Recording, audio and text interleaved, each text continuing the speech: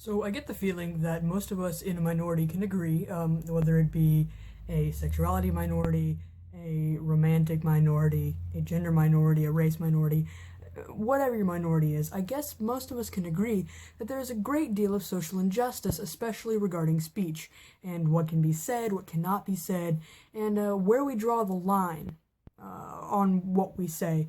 So I made this little analogy in hopes that it will clear up some of the confusion and help you draw the line next time you're talking to somebody in a minority. So for this analogy, we're going to be using a river, and this is the river of social injustice. Now, I've covered a lot of injustices here, however, there are many that aren't listed. Some of these injustices include sexism, racism, homophobia, transphobia, erasure of any sort, whether it be genderqueer erasure, bi erasure, mixed race erasure, and then also privilege denial. Now, I think for most of us that are in a minority, there's a very clear and distinct line as to when somebody has said something that is not okay. And we are sometimes very quick to call out those that have crossed that line, which I think is okay. It helps them not cross it again. Well, a lot of injustice is clean cut and dry. It's not always, for a poor choice of words, black and white.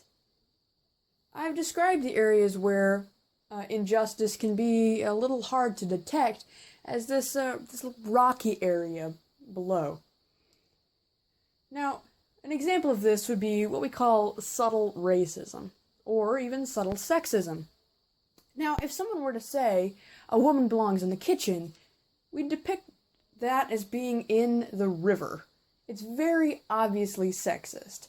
Or if we said that a black man shouldn't be president just for the reason that we've never had a black man as president before, that would be in the river. It's very, very obviously racist. But what kind of things are in the rocky area? Well, perhaps if you look at a black student and suggest that he play basketball rather than go to an advanced placement course, that's subtle racism. Would you do the same thing to a white child? Probably not. So we have to assume that this part of the analogy is based on racial stereotypes, which is another topic completely, but we have to admit that these stereotypes exist for this analogy to work. And also, we also have to realize that when this assumption is made that this student should play basketball, that we are also making this assumption before we have met them and talked to them. Now, after we have talked to them, it may become very clear and obvious they're not a basketball player at all, but just from seeing them and only judging them based on their race, this is a very real example of the analogy. Another example is when you offer female students the option to become teachers or nurses, instead of offering them perhaps higher career choices such as surgeons, politicians. Now, I want to make this very clear. I do not see teaching or nursing as a non-acceptable profession because, trust me, they are very necessary and very important, and I am very grateful to the people that are currently in those professions. However, I think if we look at the stereotypes regarding those professions, we will often see that they're stereotyped as women's professions. So instead of saying that women shouldn't become teachers or nurses, I would ask that they be given more options and not limited to becoming teachers, nurses, or stay-at-home moms. Now, a third part of this analogy that I would like to make is what happens before you get to the river, or when you start entering the rocky area. Now, when you get close to a river, you can often hear the rushing of the water, and you might be able to see mushy, swampy-looking areas. Perhaps your shoes begin getting wet as you step in areas that have already been covered by water before. Now, for people who are aware that they sometimes make racist or sexist or homophobic comments, this area is a good warning sign. They know that when they start getting in this swampy, marshy area that they should probably turn around or they're going to fall into the river. So I realize that this part of the analogy may be a little confusing, but what I'm trying to say here is the swampy area is like your mind saying, oh, I was about to say something that's racist. Better not say that.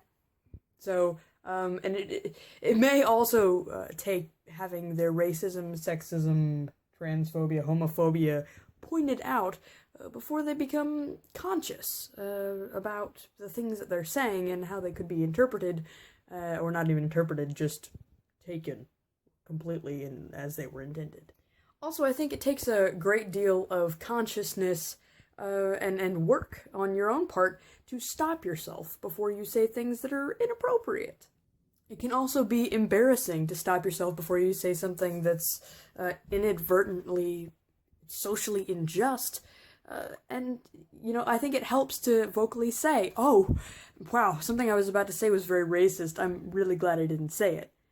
And sometimes it's good that you say that so that the people around you know that it's okay to filter what you say. So I guess what I'm trying to say here is be conscious. Look for the swampy area. Now, I would like to note that sometimes we remove rocks from the rocky area, and this can happen over time. For example, one thing that used to be considered a major rock was the word queer. However, over time, that rock has slowly been removed.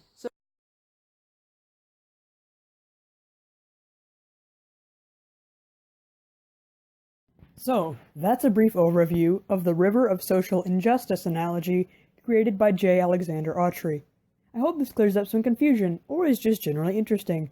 Linguistic social injustice is an increasingly important topic that demands to be learned about.